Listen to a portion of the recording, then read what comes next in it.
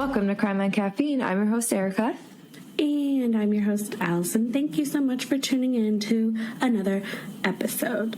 Today, we be sipping on a coffee that comes from the city we're doing the case in. Originally, we were going to be sipping on the coffee that this listener actually brews herself, which is Keep Roaming Coffee. It is going to be a coffee food truck type thing, but it's not open yet. So everybody go follow Keep Roaming Coffee because they are the ones that told me about this case, and they will have coffee eventually. Today we are sipping on 932 Cafe, the Black Diamonds. Their packaging and their overall aesthetic is what drew me in. I cannot wait for you guys to see the little bag this came in. I will post it, obviously, when we post our regular weekly What We Be Sipping On. Definitely go try it. It's awesome and amazing, and it's in Davenport, Iowa. Shout out to all my Iowans. Is that what we would call them? I think so. Iowans? Yeah. I don't know. I'm more of an Illinois gal. The reason I got this case was because we talked about my sister a while back and how she is from Moline, Coal Valley, Quad Cities, Illinois. And somebody reached out to us and said, your sister will know this case. So I reached out to my sister and I was like, hey, have you ever heard of the case of Briasia Tyrell? Which is what we're doing today. And she was like, oh my God, yes, very recent. So let's just dive on in. Erica, do you have any true crime updates or anything? I don't have any true crime updates, but I did just want to say a huge shout out to Quinn for buying us some coffees. Thank you so much. I haven't seen you in a minute, but I hope you're doing well in Tampa, and we appreciate your support and that you are loving the show. And we're glad that we could pass the time while you're at work. And if you guys want to buy us coffee, you can head over to the link tree in our bio or just go onto our website, crimeoncaffeine.com, and it's the first thing that pops up. Yes, it is. Oh, and our Instagram is at crimeoncaffeine, if you didn't already know that.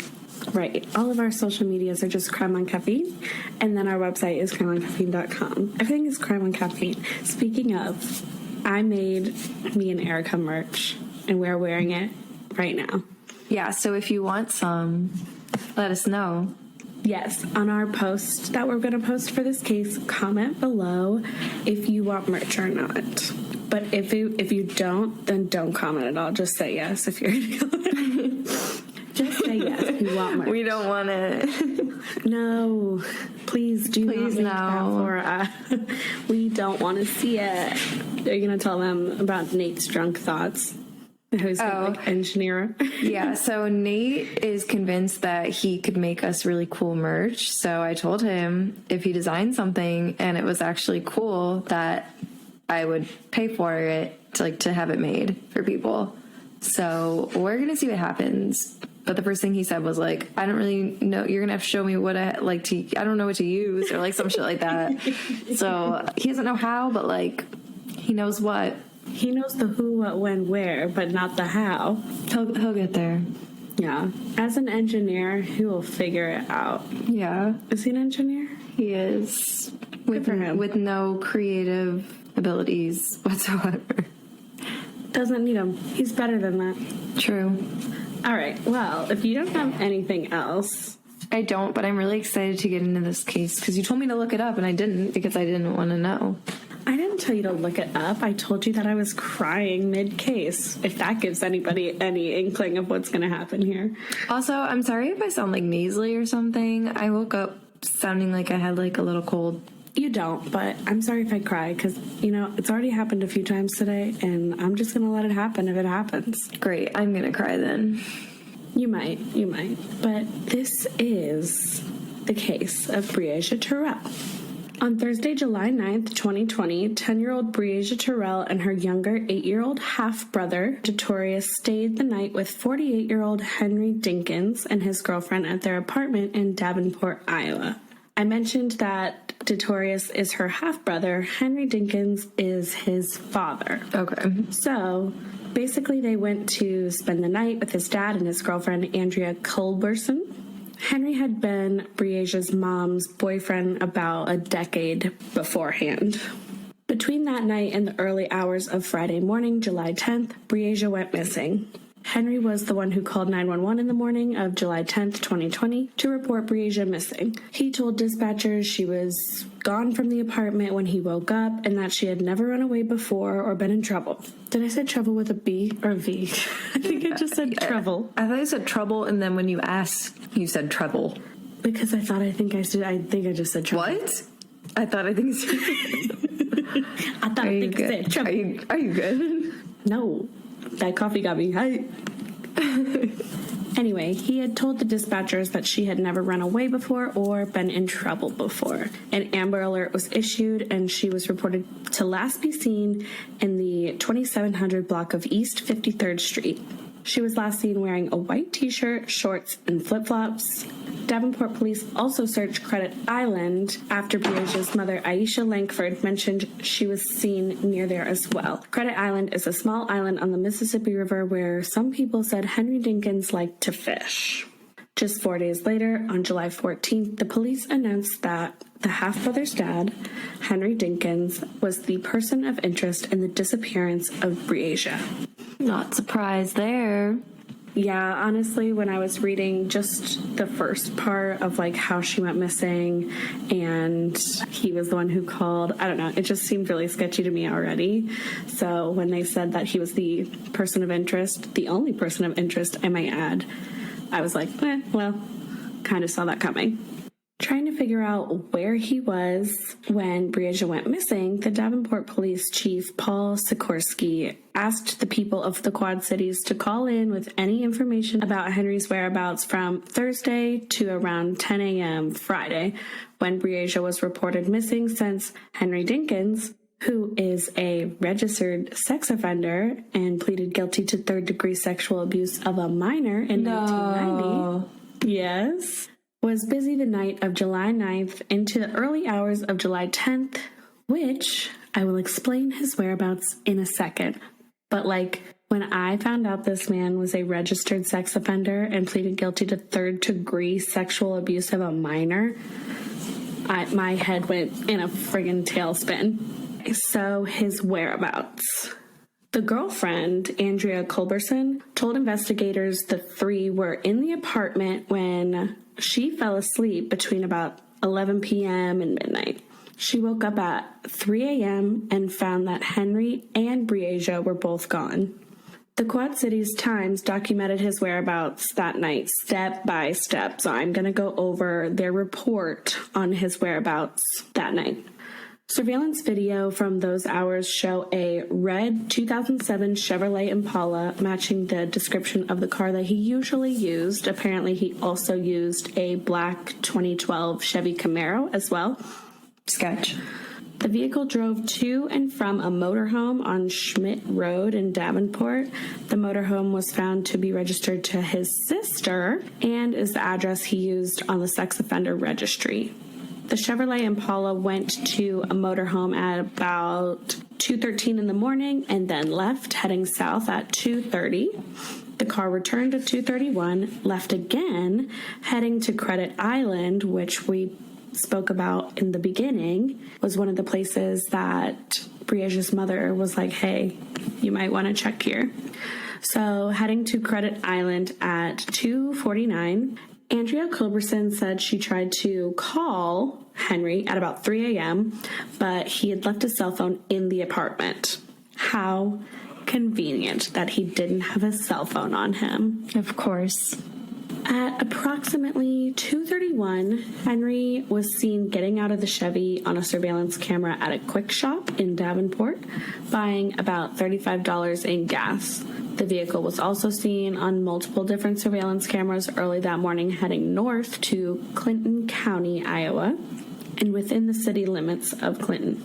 At 7:04 a.m., Henry was on a store surveillance at Walmart buying 2 bottles of bleach in Clinton County, leaving the store just 5 minutes later at 7:09 a.m. A little after 7 a.m., Andrea texted Henry again, asking where he was. He came home a little bit later than that in the morning, picked up his cell phone, and then left again. Oh, now he remembers his cell phone. Yes, okay, but yes, he had to go get his cell phone because then he said, I need to go look for Briasia. Oh, wow. So kind. Oh, you do? Okay.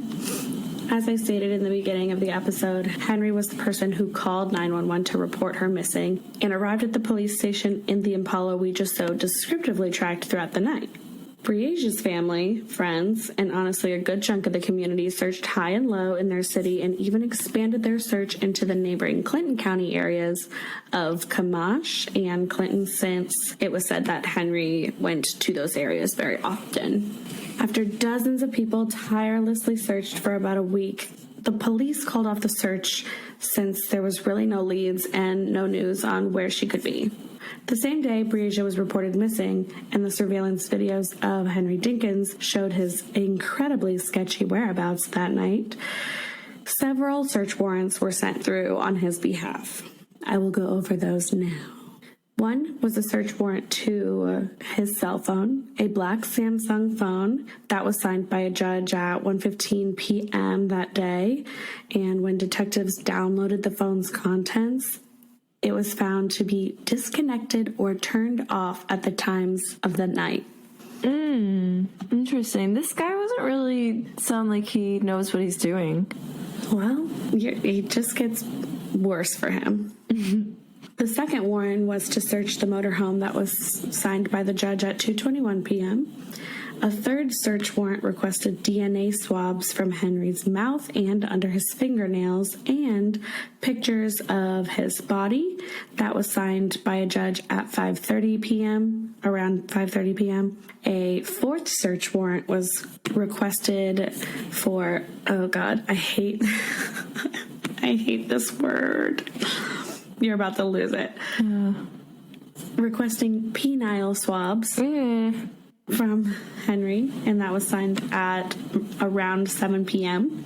And then the last one, which there wasn't really like a time that this was requested, but it was a search warrant that was for the Impala, the red Impala that he was driving.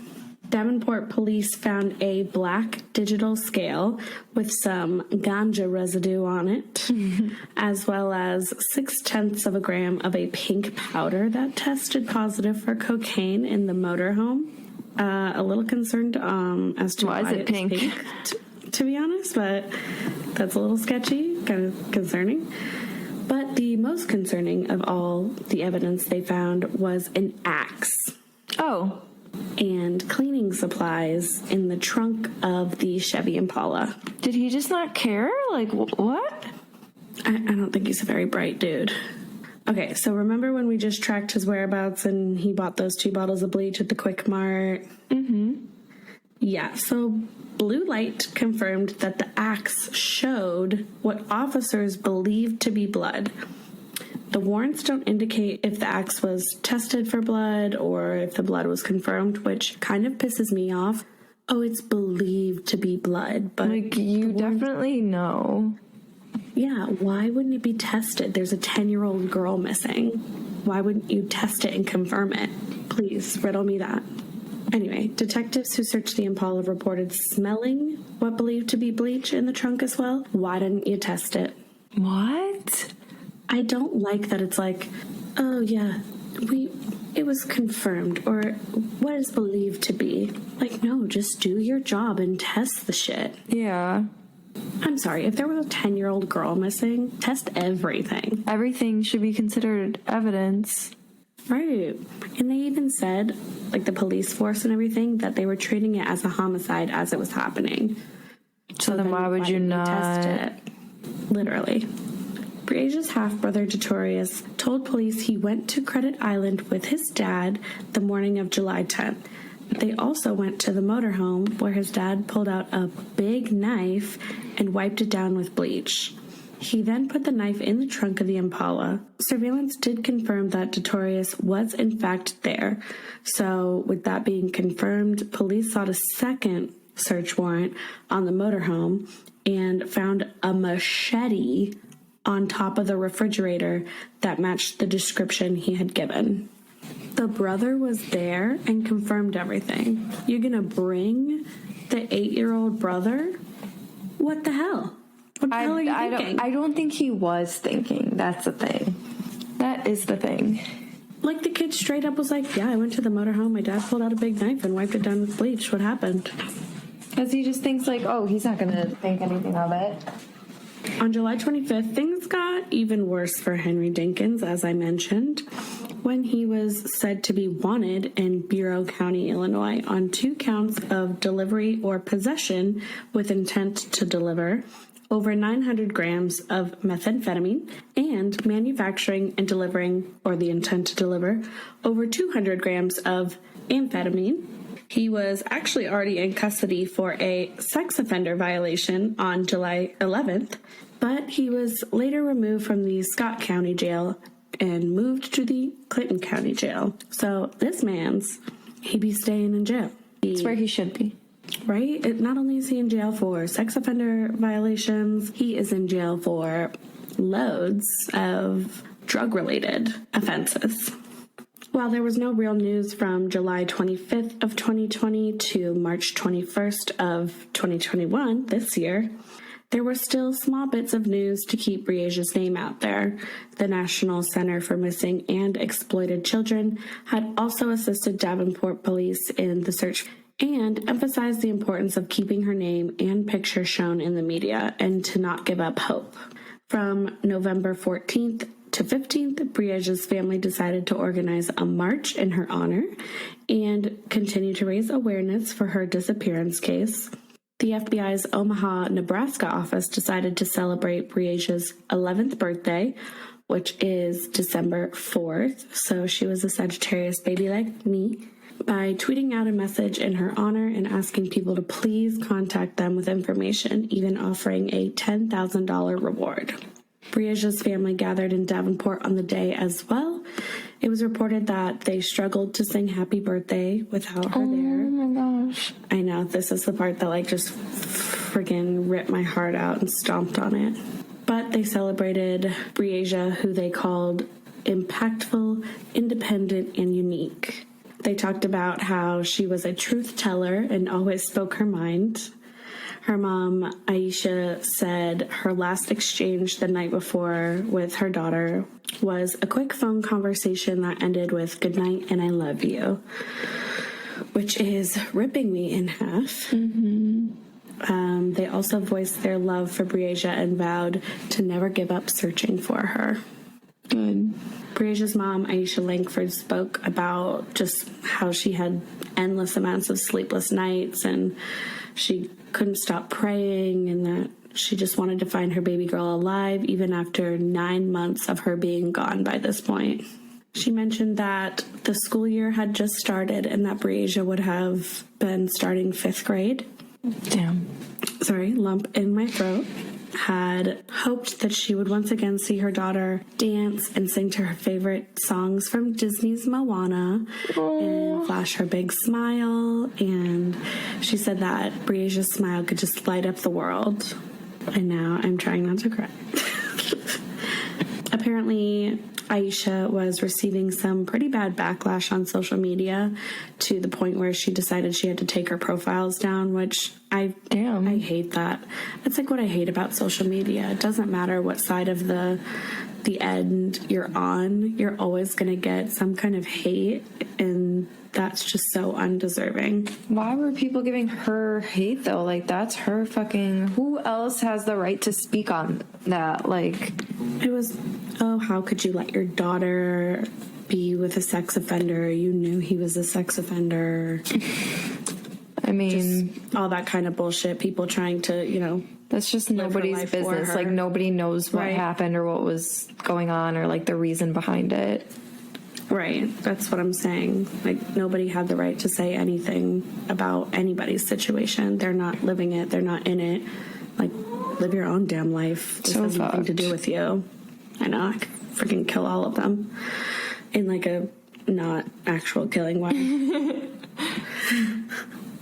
When she was going through her worst, she said she would write notes and letters to her daughter in a purple notebook. Briasia's favorite color was purple, and it was just a reminder of how smart and strong and beautiful she is. I know. But again, as I said before, there was finally some news on March 21st of this year, which is 2021. 2 men were fishing out in a pond when about 20 yards from the edge of the pond, they saw some human remains. This pond was near DeWitt, Iowa, which is a remote area of Clayton County and was one of the areas they said Henry Dinkins frequented. This was one of the areas that Briasia's family and the police were searching when she originally did go missing. There were 2 bullet projectiles located within the remains. The remains were transported to the Iowa Division of Criminal Investigation Lab in Ankeny, sorry if I said that wrong, Ankeny, Iowa, for an autopsy and identification. During the autopsy, another bullet projectile was located. So our count is up to 3, which at that point is just completely unnecessary. I mean, it's all unnecessary, but like 3, really? 9 days later, the Davenport Police Chief, Paul Sikorsky, who we had talked about before, confirmed in a press conference that an autopsy identified the human remains found in Clayton County as Briasia Tyrell. No. I know, I can't talk about it, but I'm going to talk about it. The case was then considered a homicide, with Henry Dinkins still being the only person of interest in the case. On May 5th, Scott County Attorney Mike Walton announced charges against Henry Dinkins. Hell yeah. Henry was charged with first-degree murder and first-degree kidnapping, each of which carries mandatory sentences of life in prison without the possibility of parole. Oh, damn. That's good. Yeah, in the state of Iowa. Hell yeah, Iowa. Iowa's shit. Actually, fun fact, I did apply to the University of Iowa. Go Hawkeyes. No way. And I got in, I just didn't go. Anyway, Attorney Walton said that Henry Dinkins was being accused of shooting and killing Breasia. He made his first court appearance about 2 days after that. In a statement to the Des Moines Register, Aisha Langford said, "Words cannot describe the heartache and emptiness that we feel. Our love for Breasia has gotten us through the past 9 months and will continue to see us through as we fight for justice." Davenport Police Chief Paul Sikorsky said, "We grieve alongside Briasia's family and the community. What's important to know is this: the work of our investigators is not over. We understand that the community wants to know where the investigation stands. Because we are fully committed to the integrity of the investigation, we cannot comment on specific details. Other than that, we are professionally, thoroughly, and with our deepest commitment to find justice, continuing the investigation." A new set of records were released indicating that Henry had been released from a Davenport prison on parole about 4 months before he allegedly killed Breasia. And even worse than that, an AP report discovers that just days before Briasia's death, he had accepted a sentencing deal for drug charges in Illinois and was released on bond to wait for a plea What hearing. the fuck? Yeah, That pisses just me days off. before. That's what I'm saying. Like, this could have been prevented. Always. Isn't that always the case? I know, but it just makes me mad because he clearly, was in and out of jail so many times, couldn't stay out of trouble. I don't know. I mean, I guess I can wish that he stayed in jail, but that's kind of messed up too. I don't know. It just... If they should still be in jail because they shouldn't be in society, then, I think you're okay to say they shouldn't be in society yet until they're ready. I just didn't think he should be in society. He clearly wasn't. It was days before she was killed, and he was just released on bond. Makes me mad. So mad. Maybe I'm just mad. I don't know. No, I think that everyone is mad. Everybody should be mad. I'm mad. Anyway, the most recent update we have from this case is June 16th of 2021, which was just a few months ago. Henry Dinkins pleaded not guilty to first-degree murder and kidnapping. He also waived his right to a speedy trial, so his next court date is scheduled for January 25th of 2022. And his jury trial is scheduled to begin on February 14th, 2022. Damn, So you Valentine's Day. already know what the jury's gonna think. You already know what everybody thinks and knows. Yeah, like that's easy case. The fact that he said not guilty, my babies, you guilted yourself. You left everything out there. We all know, sir. Sir, we have all the surveillance. We got you had your son in the car. You'd think with like how good of a criminal he was, like he would have been better about that. Any of what he did. Anything. Try to hide anything, sir. You didn't. You just left it all on the table. Thank you, though, because obviously we could figure out it was you pretty easily. Since then, the Des Moines Register has also reported that Aisha mentioned Henry will not discuss any of her daughter's disappearance and refuses her more recent attempts to visit him. She previously mentioned that Henry had been emotional when he saw Briasia's face on a t-shirt when she was wearing it during a visit. She mentioned she's not close with Henry and that they only saw each other every couple of months when Henry decided he wanted to see his son. Aisha said she was aware of him being a sex offender and being on the registry, but she and her daughter never felt unsafe around him since Breasia, had been around him since she was a baby. The part that freaking grinds my gears is that she also mentioned that Breasia had never stayed the night at Henry's house before. That was the first night she had ever spent the night there. And she only allowed it because Breasia was having a lot of fun with her little brother and just really wanted to stay with him. How are you going to say no? It's her brother, it's her family. She wanted to be with him. But That's so that was sad. the first and only night she ever stayed over there. Damn. And I know. It just messes with me so bad. It makes me think, though, had he always wanted to do that? Was he just waiting for a time where he could? What was the circumstance? That's what I want to know too. How did this happen? But I mean, I guess maybe we'll find out if he talks about it at trial. He better. I need answers. I'm an answers person. Same. Okay, now we're going to get into the psychology since obviously there's not anything left in the case for us to report on until Valentine's Day of next year. So some of the things that stick out very clearly to me is, well, he's not all there and very clearly can not stay out of trouble with the law. But obviously, he is a sex offender who has sexually abused children in the past. He's also a child murderer at this point, and that's what we have to go off of. So, very fun. We are going to talk about pedophilia. Oh, okay. We're going to talk a lot about pedophilia, actually, so... First really thing in the morning, you're just going to lay it out. I just wanted your days to be so bright-eyed, bushy-tailed, and full of knowledge about pedophilia. Okay. According to the Psychiatric Times, pedophilia is characterized by persistent sexual attraction to prepubescent children. True pedophiles are those who show persistent and focused sexual attraction to prepubescent children. They show specific arousal to pedophilic stimuli on psychological measures of sexual arousal and have repeated sexual encounters with or reoccurrent sexual urges towards children. So that is what a true pedophile is considered. AKA fucked up and gross. Yes, that was not in the article, but that is our interpretation of the definition. Yes, 100%. Although not listed in the DSM, the fourth one, the distinction between true and opportunistic pedophiles is kind of a different, possibly a greater diagnostic importance. So I just went over the true pedophiles. Now I will go over the opportunistic pedophiles, which they have less of a focus on sexual attraction to children.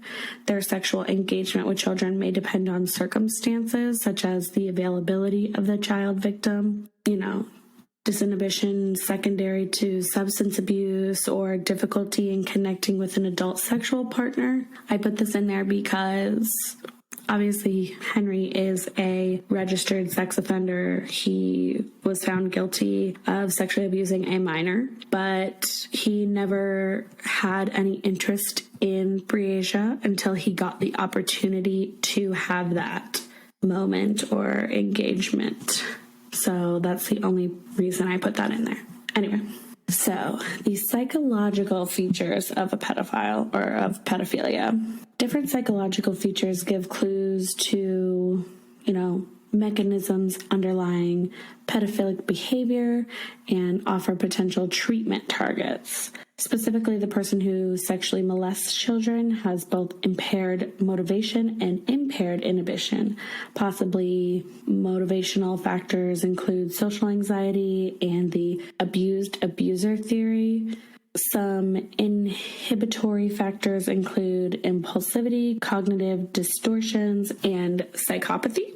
In addition, neurobiology abnormalities may pertain to either motivational or inhibitory dysfunction. Sorry, these are a lot of big words. Anyway, all the factors may come into play in any one person, but individual pedophiles may differ widely in their psychological profiles.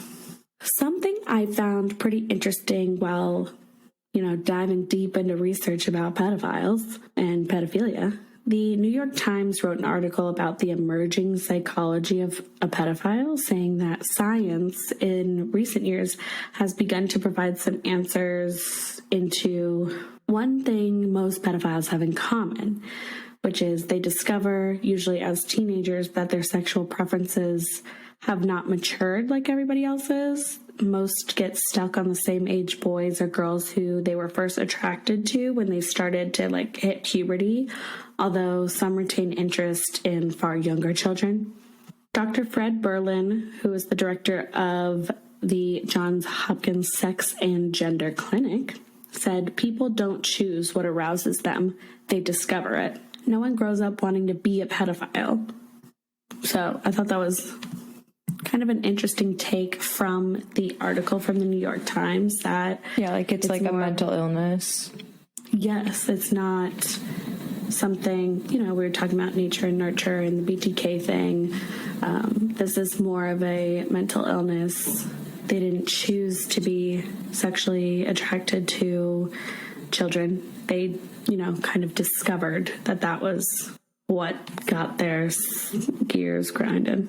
A majority of convicted offenders are men who prey on children ages 6 to 17, but women also commit hands-on offenses. Rough estimates put the rate of pedophilic attraction at 1 to 4% in both men and women. Studies suggest that a small subset of male and female pedophiles have an interest in toddlers or infants. So, as I said before, most get stuck at the same age, boys or girls, as they were first attracted to when they hit puberty. A very small percentage are infants and toddlers, which just saying that out loud makes me I've got an irpy feeling in my tummy. That's a good word to describe it. Irpy, right? Question. Should I go into neuropsychology findings since I'm a whore for neuropsych, so whatever you want. Okay. Since Erica has so graciously stated that she's a whore for neurobiology. Neuropsychology, thank you. Okay, well, this is neurobiology and psychology, so neurobiopsych. It's all connected. It's fine. This is a article I found from the U.S. National Library of Medicine, National Institute of Health. This is the Neurobiology and Psychology of Pedophilia, Recent Advances and Challenges. What I wanted to go over in specific, because this is quite a long document and has, graphs and charts and pictures and all the good things that you need to know. But in short of that, in summary of that, I wanted to go over the neurobiology and neurodevelopment of pedophilia. So the people were split into two groups. There was the general dysfunction, so it was in pedophilic and non-pedophilic child molesters. And then there was the specific accentuated cognitive deficits, and that was noticed in pedophilic child molesters. So those are the two groups that this study went over. And in the general dysfunction group, the first one, they found that their overall IQ is lower, the higher frequency of left-handedness, the lower levels of academic achievement, and lower job capacity. The second group, they found verbal word fluency, verbal and spatial working memory, emotion recognition and empathy, attention, and executive functioning. So we would be dealing with the first group, the general dysfunction, when talking about Henry Dinkins' capacity of, what am I trying to say? Pedophilia. Intelligence? Oh. Well, he doesn't have much intelligence. I think we're very clear on that. But that is just like something small I wanted to add. There's literally so much you could talk about. The temporal lobe theory, how it reports hypersexuality accompanying pedophilia. I know you love all that stuff, but there's just so much. I do love me some go science. I know, you and your temporal lobe stuff. Big lobe girl. What can I say? Big lobe girl. Remember when we said BTK's, he got a loose downess? Well, Henry Dinkins, he got a loose, what did I just Loose say? lobe. He got a loose lobe. But that's all I've got for you guys right now. Briasia Tyrell will hopefully get justice soon. Yeah. I will be giving you guys a update in February when the case goes on, obviously. Sorry, Yes, I can't please. breathe. I can't Are you breathe okay? right today. You okay? I need me a breathe right strip. And I be burping. You need some antacids. She needs some milk. Do you know what case you're doing next week? I'm not telling you. You're not going to tell me. No. Unsolved. Getting back to my roots. Going back to your roots. Okay, that's fine. All right, well, as you can tell, Erica is shady and doesn't want to tell us what we're getting ready for next week. So What's the fun in that? I don't like surprises. You're gonna have to deal with it. Oh, leave me alone. Anyway, thank you guys so much for listening. And I think we're going to hit 8,000 downloads this week. Ooh. And that makes my little heart pitter-patter. Thank you so much, everyone. Yes, you guys are the poo, so take a big whiff. I hope you guys are living a happy life and had a very great spooky season. Thank you so much for giving so much love to our spooky season episodes. And now we are in November. I can't believe it. Oh my gosh, that's insane. We turned the clocks back this weekend.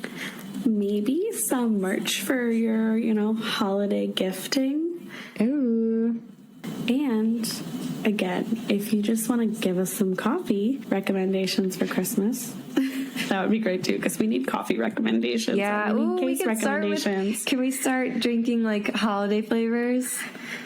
Not yet. You're so jumpy. I know. I'm excited. I'm over Halloween. I'm so over it. Next year for Halloween, I'm literally staying in and watching scary movies.